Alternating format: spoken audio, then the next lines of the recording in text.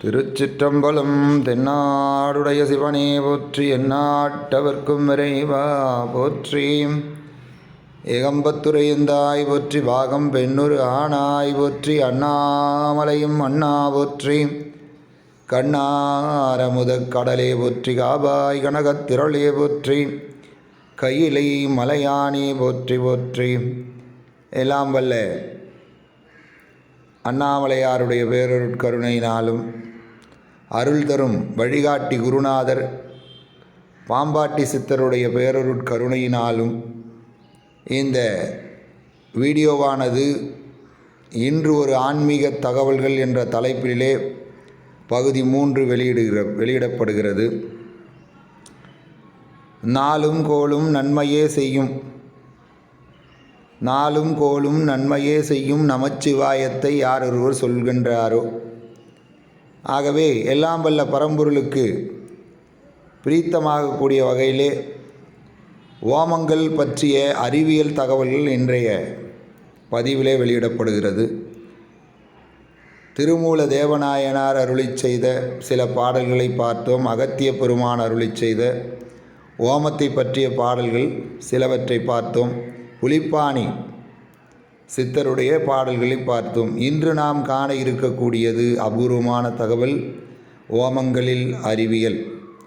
அறிவியல் வழி நின்று எவ்வாறு இந்த ஓமம் யாகம் சடங்கு முறை செய்கின்றார்கள், இந்த விஷயங்களை நாம் தெரிந்து கொள்வதற்கு முன்னர் நம்முடைய பக்த கோடிகள், அடியார் பெருமக்கள், நண்பர்கள், பண்பாளர்கள் தயவுசெய்து நம்முடைய சேனலை சப்ஸ்கிரைப் செய்யவும், பெல் ஐக்கான் ஆல் என்று வரும் அதை அழுத்தவும்.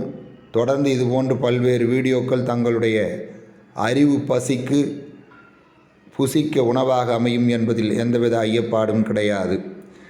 ஓமங்களின் அறிவியல். ஓமம் அல்லது யாகம் என்கின்ற சடங்கு முறை மத ரீதியான ஒன்று என்றாலும் இதில் மறைந்திருக்கக்கூடிய அறிவியல் கூறுகள் என்னென்ன என்பதை சித்தர்கள் வழியிலே நின்று யாக முறைகளிலே சில அறிவியல் கூறுகளை இங்கே பகிர விரும்புகின்றோம்.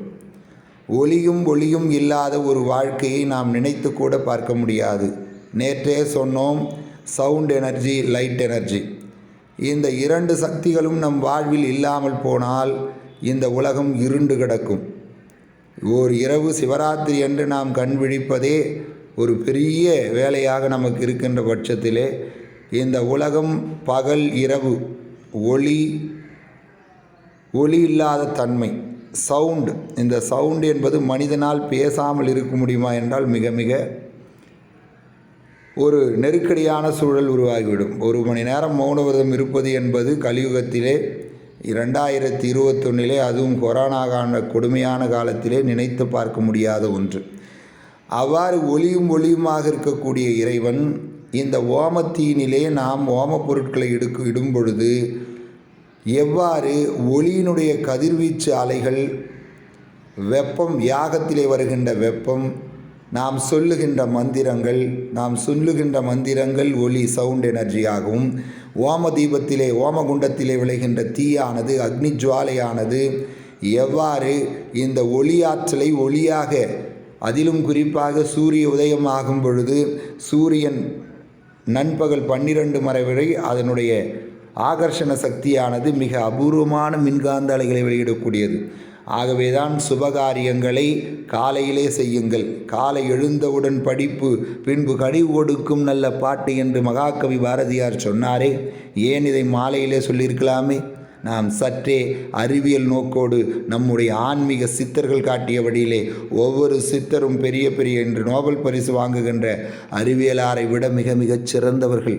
ஏனென்று சொன்னால் அவர்கள் வாழ்ந்த காலம், சில சித்தர்கள் எல்லாம் 1000 ஆண்டுகளுக்கு மேலாக வாழ்ந்து பல்வேறு அறிவியல் தகவல்களை ஆன்மீகத்தின் வாயிலாக புகுத்தி சென்றிருக்கிறார்கள். ஆகவே மனித உடலுக்குள் இருக்கக்கூடிய நச்சுத்தன்மையை நீக்கக்கூடிய இந்த ஒளியுமாக இருக்கக்கூடிய இந்த ஓமத்திலே இடப்படுகின்ற பொருட்களாகட்டும், சொல்லப்படுகின்ற மந்திரங்களாகட்டும், மனித உடலுக்கும் உள்ளத்திற்கும் நன்மை விளைப்பதோடு யாகம் செய்யும் இடத்தில் சுற்றுப்புற சூழலையும் பாதிப்பு இல்லாமல் உண்டாக்கக்கூடிய கூறாகவே சொல்லப்படுகிறது. அமெரிக்க அறிவியலார் டாக்டர் ஹாவர்ட் செக்வெல் நேற்று சொன்னோம், அவர் காயத்ரி மந்திரங்களை உச்சரிக்கும் போது என்னென்ன மாதிரி அறிவியல் ஆற்றல் எங்கே உருவாகிறது, மனிதனுடைய உடலிலே செல்லிலே ஏற்படக்கூடிய மாற்றங்கள் என்ன, யாகத்தீயினால் உருவாகும் புகையானது மனிதர்களுக்கு அவர்கள் வாழும் சுற்றுப்புற சூழலை பாதிப்பிலிருந்து மீட்டெடுத்து கண்ணுக்கு தெரியாத வைரஸ், நுண்குருமிகள் என்றெல்லாம் சொல்லப்படுகிறவை அழிந்து நம்முடைய சுற்றுப்புறத்தை, சூழலை மிக நல்லதொரு மாதிரியாக வைத்திருக்கின்றது. இந்த ஆய்வினை மருத்துவ ஆய்வு நிறுவனமான offline institute of training research and training doctor வெல்மார் மோடாசி இவர் இந்த காரியத்தை சொல்லுகின்றார். இது தொடர்பான பல தெளிவான ஆதாயபூர்வமான ஆதாரங்களை, ஆராய்ச்சி கட்டுரைகளை வெளியிட்டிருக்கிறார். சித்தர்களுடைய ஓமங்கள் பற்றிய தொடர் திசை மாறுவதாக நீங்கள் கருத வேண்டாம். ஓமங்கள் பொதுவாக ஏதேனும் ஒரு வகையான எதிர்பார்ப்புகளை முன்வைத்தே செய்யப்படுகின்றது. எண்ணிய எண்ணங்கள் நீடேற, அதிலும் குறிப்பாக நோய் நொடியிலிருந்து மீண்டு வருவதற்காக தன்வந்திரி ஓமம் செய்கின்றார்கள். நிறைய செல்வ வளங்கள் பெருகுவதற்காக ஸ்ரீ குபேர யோகம் செய்கின்றார்கள், குபேர ஹோமம் செய்கின்றார்கள். ஆகவே இன்னென்ன மிருத்யுஞ்சய ஹோமம் யமபயத்தை நீக்கக்கூடியது என்று நம்முடைய சிவசிவ சித்தர் பீடத்திலே ஏற்பாடு செய்யப்பட்டிருக்கின்ற 12 ஓமங்களும் அவ்வாறே இந்த சித்தர்கள் காட்டிய வழியிலே வருகின்ற 18/4/2021 குரு ஓமம் குருவினுடைய அருளை பெறுவதற்காக நடத்தப்பட இருக்கிறது. ஆகவே ஓமத்தீயினால் உண்டாகின்ற அறிவியல் ரீதியாக உண்டாகக்கூடிய அந்த எரி தீப்பொருளானது வேதிவினைகளின் பலன்களாக ஓமத்தீயினால் உருவாகும் புகையானது மனிதர்களுடைய விலங்குகள் மற்றும் தாவரங்களின் நோய் உண்டாக்கும் கிருமிகளை அழிப்பதாகவும் மனித உடலின் எதிர்ப்பு சக்தியை அதிகரிப்பதாகவும் ஓமம் நடக்கும் இடத்தை சுற்றியிருக்கும் நீர்நிலைகள், உணவுப் பொருட்கள் ஆகியவை நச்சுத்தன்மை அடையாதவாறு பாதுகாப்பதாகவும் காற்றில் பரவிருக்கும் கரியமுல வாயுவை சிதைத்து ஆக்சிஜனை அதிகரிப்பதாகவும் பல்வேறு ஆய்வு முடிவுகள் தெரிவிக்கின்றது. ஓம புகையானது உருவாகும் போது சூரிய ஒளியோடு கலந்து உருவாகும் ஒளி வேதி சேர்க்கையினால் கதிர்வீச்சுக்கள் இருந்து பாதுகாப்பு கிடைப்பதாகவும் பட்டியல் தொடர்கிறது.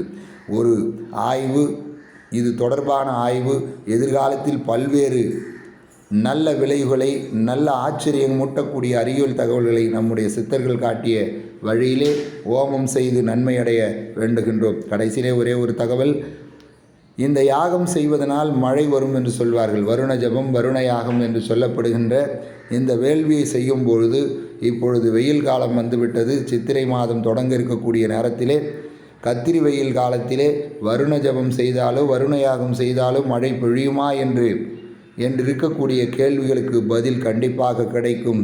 அதில் வருகின்ற மந்திர ஒளியாற்றலும் ஒருமித்த மனத்தோடு செய்யக்கூடிய அந்த வேள்வி வழிபாட்டிலே அதில் இடப்படுகின்ற பொருட்கள் கண்டிப்பாக மழையை பெய்விக்கும். ஆம், நாம் அறிவியல் ரீதமாக பார்த்தால் இன்று உலர் பனிக்கட்டி ட்ரை ஐஸை கொண்டு ஃப்ளைட்டிலே பறந்து கொண்டு சிலர் சில்வர் அயோடைடு என்று சொல்லப்படுகின்ற அந்த கெமிக்கலை தூவும்போது அந்த உலர் பனிக்கட்டிகள் மேகக்கூட்டமாக இருக்கக்கூடிய இடத்திலிருந்து செயற்கை மழையை பொய்விக்கக்கூடிய தன்மையை இன்று அறிவியலாளர்கள் கண்டிருக்கின்றார்கள்.